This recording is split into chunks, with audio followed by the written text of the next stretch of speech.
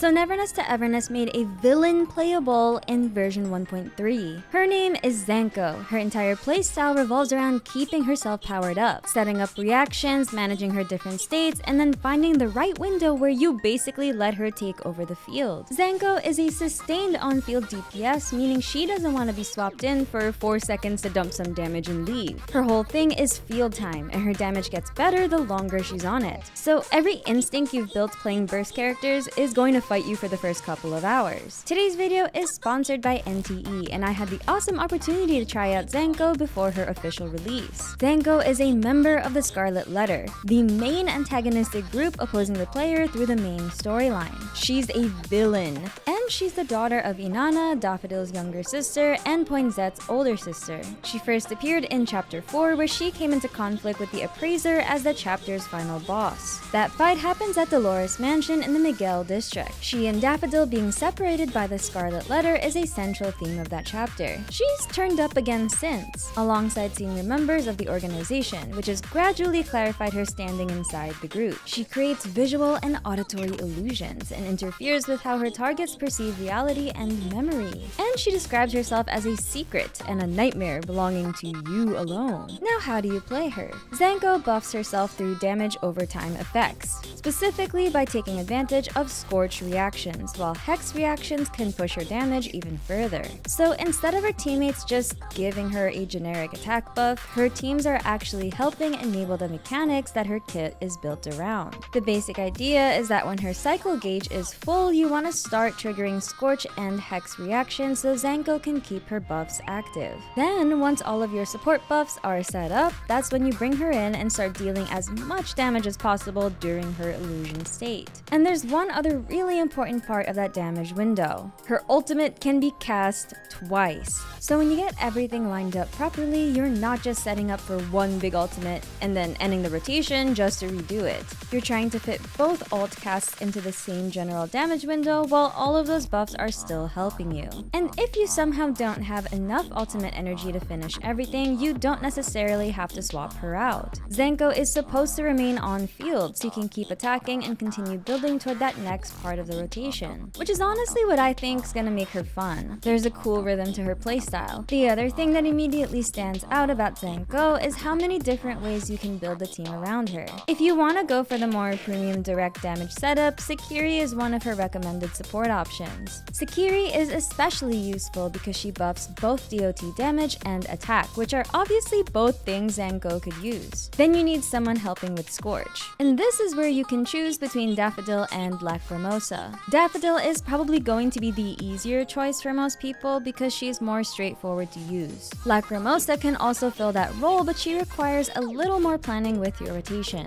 And then we get to the survival slot, which is actually where the team starts getting interesting. The two recommended options are Eroi and Fedea. Eroi can bring Hex reaction, support utility, and survival at the same time. The catch is that she also makes the rotation harder. If you're using Eroi, there's some swap canceling involved, and you have to be more deliberate about how you're executing the combo. So she gives the team a lot, but she's not necessarily the character I'd pick if I just wanted the easiest possible Zankou setup. Fedea is basically the opposite, meaning she's simpler. She covers survival and support without making the rotation nearly as complicated. Fedea is going to be my personal pick. I'm someone who likes team builds to be more straightforward. Also, if you've already invested heavily into Hotori, you don't necessarily have to abandon her. A well-built Hotori can still work as another damage option in Zankou teams. But there's another reason I think Zankou could end up becoming more interesting over time. Hex is clearly a big part of her kit. The problem right now is that Hex doesn't really have the perfect teammate for what Zankou wants to do.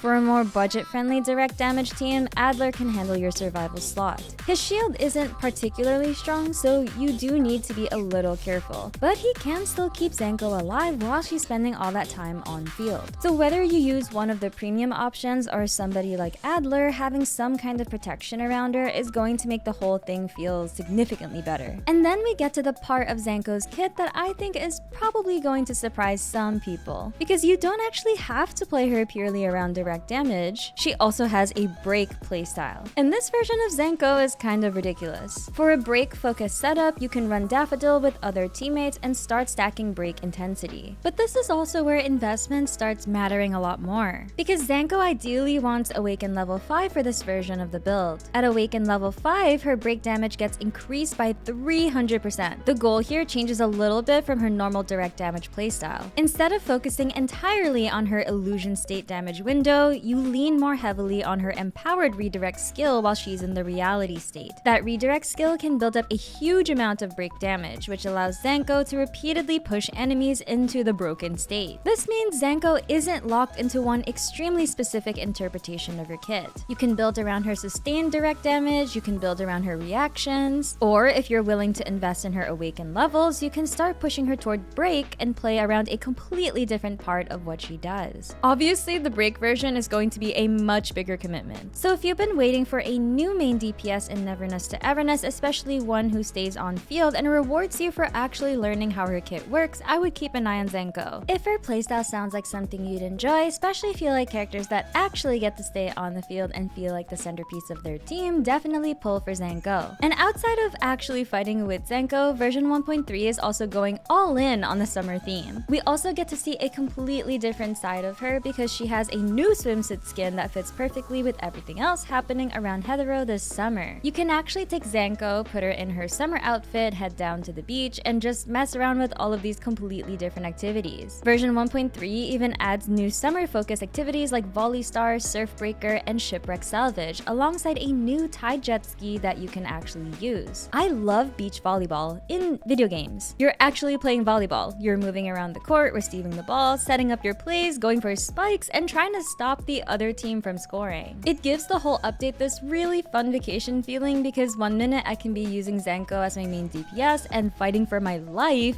and then 5 minutes later she's in a swimsuit playing volleyball on the beach. We also have jet skis now. Version 1.3 adds a Tide jet ski as an actual vehicle, and there are multiple activities built around being out on the water. The official version 1.3 material specifically highlights Surf Breaker, where you're racing under the summer sun, and Shipwreck Salvage, which takes the beach theme and turns it into an actual exploration activity. If you enjoyed this video, please leave a like and subscribe, and I'll see you on the next video. Thank you so much NTE for sponsoring today's video.